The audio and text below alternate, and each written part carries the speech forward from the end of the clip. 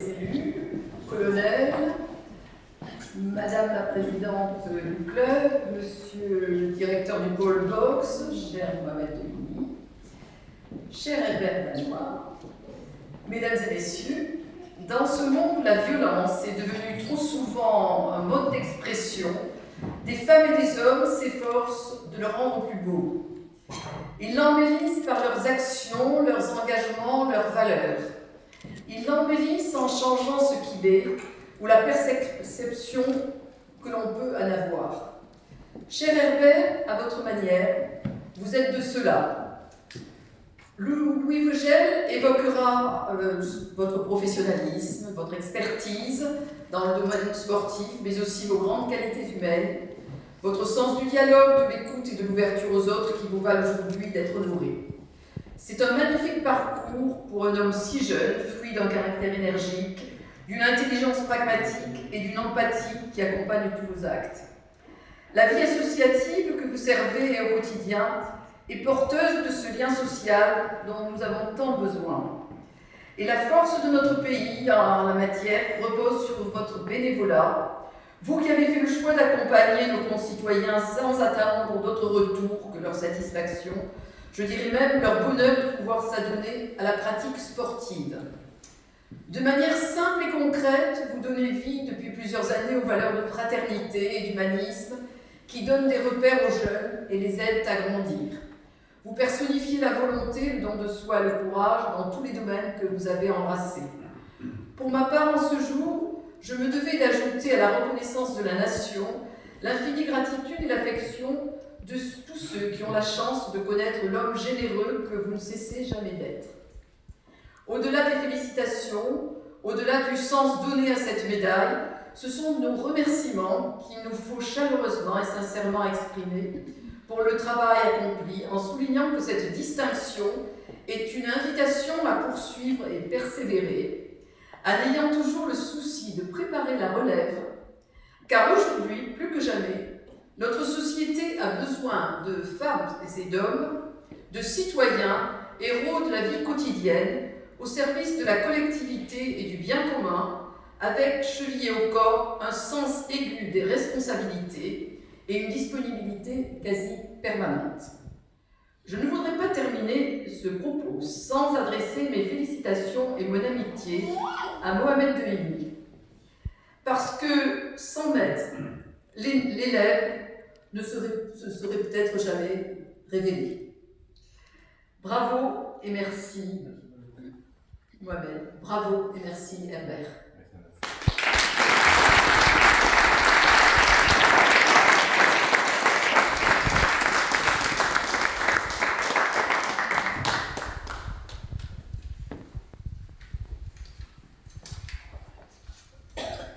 Madame la sénatrice, chère Colette, Mesdames et Messieurs les élus, Monsieur Herbert Danois, Mesdames et Messieurs, chers amis. Cher Herbert, je suis très heureux et très fier de pouvoir vous témoigner aujourd'hui de la gratitude de l'État, de la gratitude de nos concitoyens melunais, à travers la remise de ces insignes qui feront de vous, dans quelques instants, un chevalier de l'Ordre national du mérite. Une telle cérémonie est toujours un grand moment.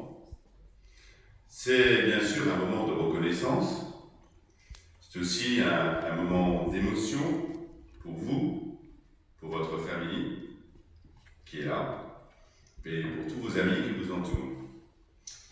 La République, par cette nomination au grade de chevalier de l'Ordre national du mérite, reconnaît et salue votre investissement personnel, professionnel et sportif. Sapeur-pompier professionnel, et vos amis sont là, champion du monde, père de famille, vous incarnez le mérite, la persévérance, l'ambition, la générosité et le dévouement. Le mérite, c'est le mérite du sportif, qui est devenu l'un des seuls grands champions à conquérir 4 titres mondiaux dans 4 disciplines différentes. Kickboxing en 2003, Full Contact en 2007, Boxe anglaise en 2001 et Savate Boxe française, votre dernier titre, obtenu à La Roche-sur-Yon en 2015. Persévérance. Il en aura fallu pour gagner ces titres prestigieux. Par l'entraînement, la sueur, les larmes éprouvées au sein du pôle boxe, dirigé d'une main de maître par le très connu Mohamed Daimi, qu'on ne présente plus. Autrement dit, cher Momo, pendant des années, votre entraîneur vous aura fait travailler sans relâche. Et Colette l'a souligné, on n'est que le fruit du travail et de l'entraînement et on a besoin de maîtres dans la vie pour réussir. Sans relâche, venant même régulièrement à la caserne. Est-ce que c'est régulier tout ça, Colette? Votre lieu de travail, pour que jamais vous ne vous relâchiez, pour que toujours vous puissiez donner le maximum. Et on ne le donne pas tout seul, le maximum. On le donne parce qu'on est soutenu. Et la présence de tous ces sapeurs-pompiers autour de vous montre que vous avez le soutien de tout le corps auquel vous appartenez. Ensuite, une ambition. Ce maximum, on le donne pour une ambition. L'ambition, c'est de représenter la France, fièrement, comme lorsqu'en 2015, vous vous imposez par un KO lors du deuxième round face au champion du monde monténégrin, Miloš Golić. Expéditif, vous gagnez devant près d'une trentaine de vos collègues, sapeurs-pompiers de Champagne-sur-Seine et de Lassac, qui s'étaient déplacés en Vendée pour vous soutenir et vous encourager. La victoire est nette, précise, et vous la partagerez avec eux, avec votre famille et avec vos amis. La générosité. La générosité chez vous, c'est tout vous. C'est le fait d'être sapeur-pompier professionnel.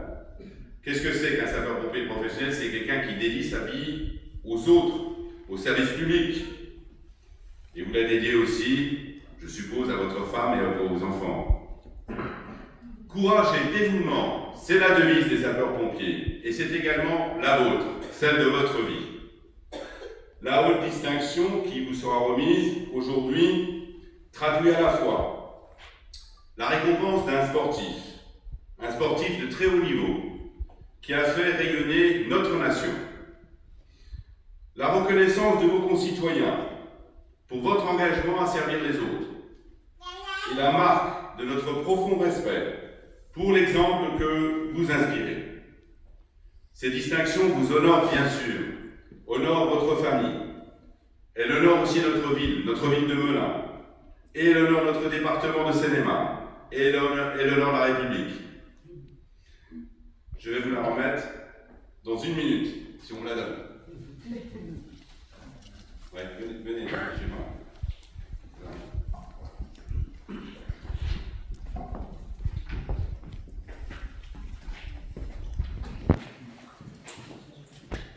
Herbert Lanois, au nom du Président de la République et en vertu des pouvoirs qui nous sont conférés, nous vous faisons chevalier dans l'ordre national du mérite.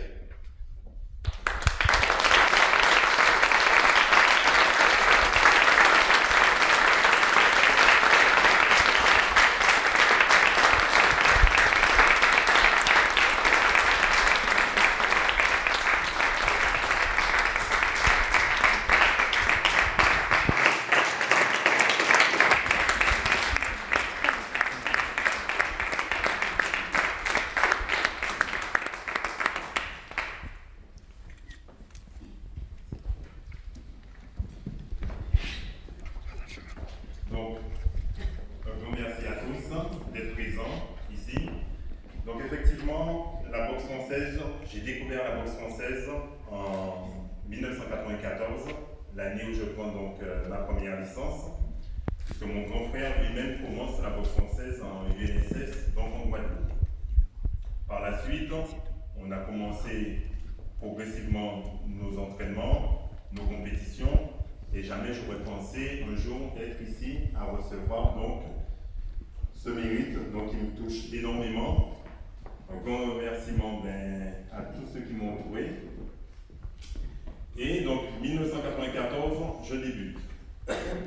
On ressent en moi donc une certaine compétence, des capacités. Je fais quelques voyages entre la Guadeloupe et la France donc, pour faire du perfectionnement de stage à l'INSEP. Je suis venu faire le championnat de France UNSS, donc j'ai fait quand même pas mal d'allers-retours. Par la suite, je passe donc en 98 mon monitorat de boxe française. Je l'obtiens et je décide donc d'incorporer, malheureusement il n'y a pas de représentant du corps de la gendarmerie, mais je décide d'incorporer la gendarmerie nationale en qualité de gendarme adjoint volontaire. Je passe les tests, ils voient donc de par mes diplômes en boxe française que je pourrais intégrer l'école des officiers de Melun en qualité d'instructeur de boxe française. J'accepte le poste, je quitte la Guadeloupe donc en 2001 à mes 21 ans et me voilà arrivé en métropole. Arrivé en métropole, je prends contact donc avec je suis au service des sports. On m'invite donc à me diriger au club de Momo qui était sous la piscine de Melun. Et puis j'arrive à Melun, je découvre une belle équipe, une belle famille et qui m'a permis donc de m'attacher à ce club. Momo, ici présent Oussine, Winto et Anne qui était présidente à l'époque. Donc ce sont des personnes qui m'ont énormément apporté, puisque arrivé, Momo me dit, écoute, on sent que tu viens d'une bonne école, d'une bonne pratique, donc je sens en toi quelqu'un qui ira loin. Je l'écoute, je fais mes sacrifices sur sacrifices. Après chaque heure de sport, autant j'étais au service des sports de l'école des officiers. Donc, du lundi au vendredi, j'encadrais les élèves officiers, je faisais le sport en même temps qu'eux. Et tous les soirs, j'étais à l'entraînement sur la piscine parce qu'il le fallait, il fallait ce sacrifice pour atteindre le niveau que j'ai pu atteindre. Et puis Momo, on a pu faire pas mal de voyages à l'étranger, pas mal de galas, pas mal de tournois, de compétitions, on a sillonné le monde. Et des sueurs, effectivement, j'en ai eu. J'en ai fait. On va parler des claques. Des claques en évitable, puisque le moment où j'étais très peu concentré sur le ring, il fallait remettre les synapses en place et puis dire, allez, là tu as les capacités, donc tu obtiendras ton titre. Par la suite, donc 2006, je quitte la gendarmerie, j'essaie de postuler à gauche et à droite pour voir sur quelle branche m'orienter. Et là, Momo, il me parle donc de Noël Boursin. Noël Boursin, donc auprès duquel on a eu un entretien et qui m'a donné cette opportunité, cette chance d'intégrer donc la DSEA en tant qu'éducateur spécialisé, mais sous la casquette d'éducateur sportif, où j'ai pu donc découvrir le milieu donc, du social. J'ai fait 4 années et demie au sein du DAIS, le dispositif d'aide et d'insertion donc des jeunes. Ces années qui m'ont vachement enrichi, qui m'ont permis de pouvoir donner aussi aux jeunes, comprendre un petit peu leur souffrance, leur mal-être, et puis les accompagner au mieux. 2006, je quitte. Non, mon fils il est né en 2011. En 2011, 2011 je quitte donc la DSEA et puis je me dirige donc vers l'autisme en tant qu'éducateur, donc éducateur sportif en e-sport et sport adapté. Je fais mes années donc dans l'autisme. En parallèle, j'étais donc pompier volontaire depuis 2006. Quand j'ai quitté la gendarmerie, j'ai pu rentrer pompier volontaire au centre d'incendie de Melun, où j'ai découvert ce jeune homme derrière vous, Julien Hidalgui, le sergent-chef Julien Hidalgui, qui lui m'a pris sous son aile. Entre nous a été une grande fraternité, d'où mon frère jumeau, je vais le dire. Et puis, donc, c'est lui qui m'a permis d'évoluer aussi au sein des pompiers. Et de tout. Tu peux avancer, Julien, aussi. Là, comme ça, on est visible. Donc, avec lui, on a fait quand même pas mal de parcours chez les pompiers. On a pu aussi développer des choses chez les pompiers où on permet donc aux personnes en situation de handicap de participer à différentes manifestations sportives. Il organise, c'est lui qui a la tête de tout, des triathlons. On fait des triathlons donc, avec des personnes en situation de handicap, que ce soit physique ou psychique. On évolue pas mal, on sillonne la France sur chaque compétition, on est sur toute la France. Et tout ça pour vous dire que je n'aurais pas pensé effectivement un jour être décoré de la médaille. Ma femme, je l'ai rencontrée donc en 2013 à l'école des officiers. Je lui ai dit qu'effectivement, j'exprimais ma passion, puisque elle savait très bien que si elle s'engageait avec moi, elle s'engageait aussi avec un sportif qui est plus ou moins aussi, quand on est athlète de haut niveau, égoïste d'un côté. Puisque j'ai du mal à le découvrir, cette phase d'égoïsme. Merci Angélica, qui avait fait un mémoire dessus et qui m'avait appris l'égoïsme chez les athlètes de haut niveau.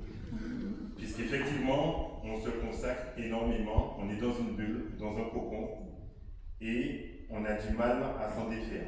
De toutes les façons, pour atteindre le haut niveau, pour être champion du monde, champion olympique, tout style, même champion de France, déjà pour être champion de France, il faut déjà être dans une bulle. Il faut être bien entouré.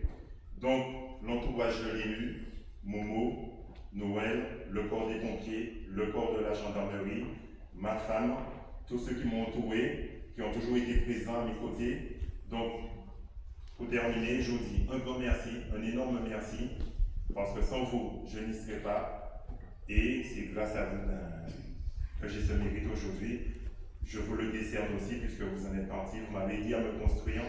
Et grâce à vous, encore un grand merci.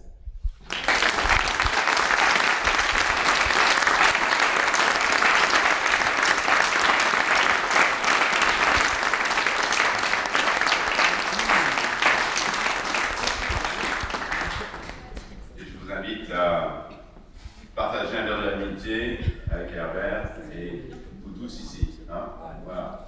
Bravo.